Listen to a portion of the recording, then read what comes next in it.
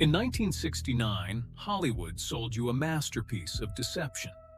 A charming, blue-eyed hero with a quick wit and a quicker draw.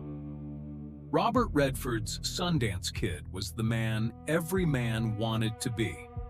A romantic outlaw riding through golden landscapes, destined for a heroic end. But the archives of the American Vault don't deal in cinematic charisma. We deal in cold, hard, forensic reality. The real Harry Longabaugh wasn't a movie star. He was a ghost, a tactical executioner who lived in a state of permanent, vibrating paranoia.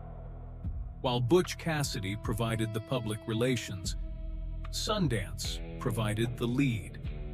He was the lethal edge of the Wild Bunch, the man the Pinkertons were paid thousands to find and feared to actually meet. Today, we strip away the Hollywood veneer. We are opening the forensic file on the deadliest member of the Wild Bunch.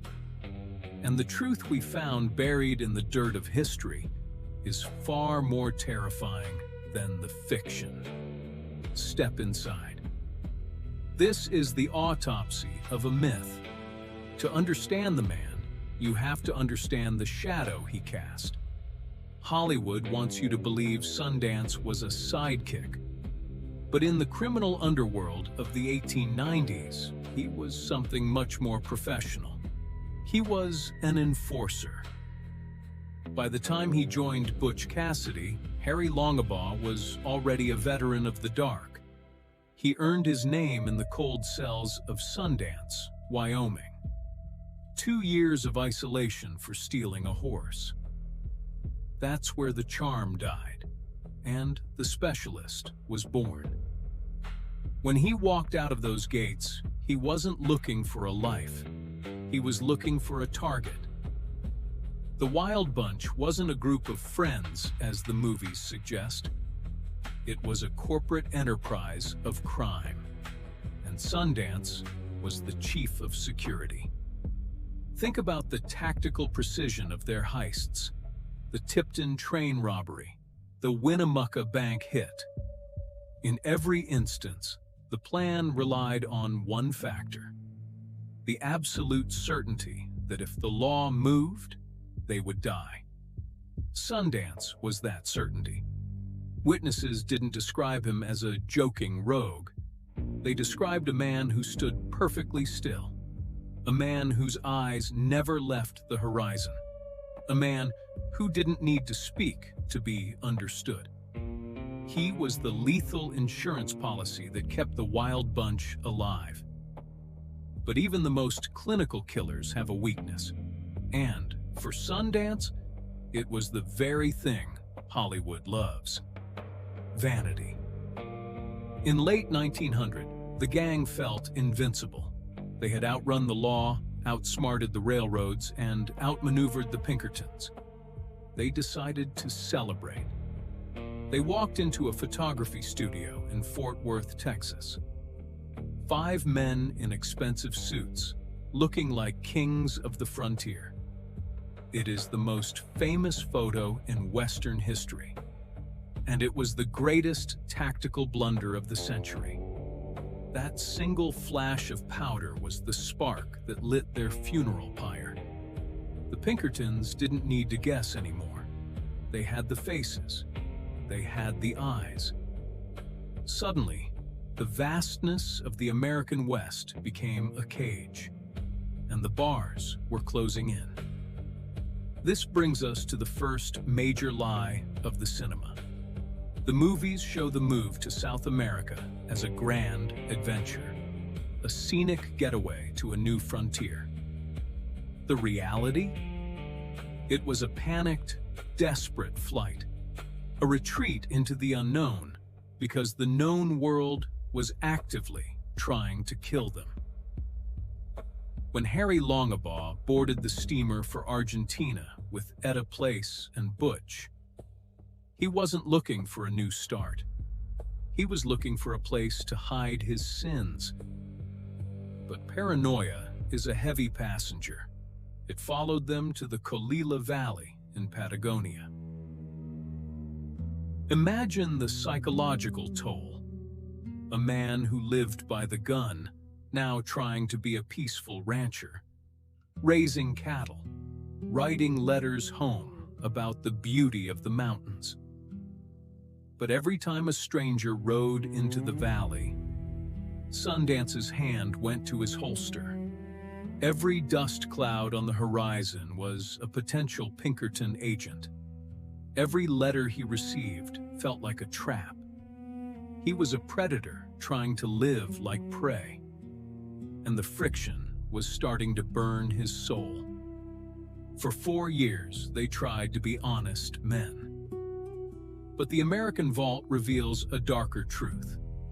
The leopard cannot change his spots, especially when the spots are made of gunpowder.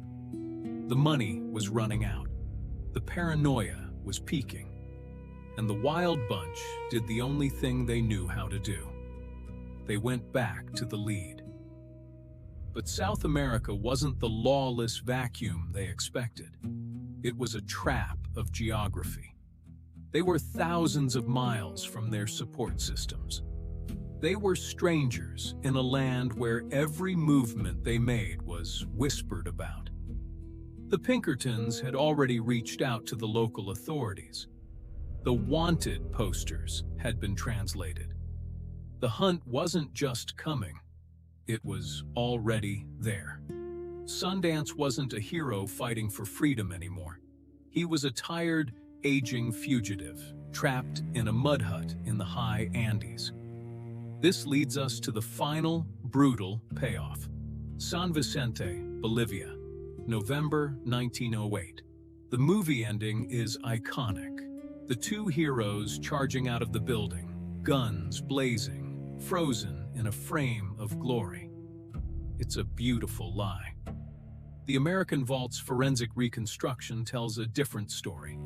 A story of shadows, blood, and the final mercy of a bullet. The two men were surrounded by a small detachment of Bolivian soldiers. Not an army, just a few men with rifles and a duty. Sundance was wounded, multiple times. He wasn't laughing, he was screaming in the dark. The mud hut was a tomb. There was no grand charge. There was only the realization that the game was over. Forensic evidence and local testimonies suggest a grim conclusion. In the dead of night, after hours of siege, 2 shots were heard from inside the hut. The soldiers didn't find them dead in the street. They found them huddled together in the dirt. A bullet in Butch's head. A bullet in Sundance's forehead. The most likely scenario? A mercy killing. Sundance was too badly hurt to move. Butch was out of options. The executioner met his final end at the hand of his only friend. Or perhaps he did it himself. The charming rogue of Hollywood would never have chosen that end. But the real Harry Longabaugh, the man who spent his life preparing for the worst, he knew that a bullet was the only thing the law couldn't take away from him. So, why did Hollywood lie? Because the truth is heavy. Because it's hard to sell tickets to a story about a man who dies terrified and alone in a foreign land. They gave us Robert Redford because we needed a legend. But the American Vault gives you the truth because you need to understand the cost. The Sundance Kid wasn't a hero. He was a man who traded his soul for a quick draw and spent the rest of his life paying interest on the debt. He was a tactical master who made one mistake. He was a ghost who was finally caught by the light. The myth is golden. The reality is lead. And in the archives of the Vault, the lead always tells the better story. The file on the Sundance Kid is now closed, but the vault is deep. The shadows of the frontier are long, and we are just getting started. Subscribe. Keep your eyes on the horizon. The truth is never clean. I am your guide into the dark. Goodbye for now.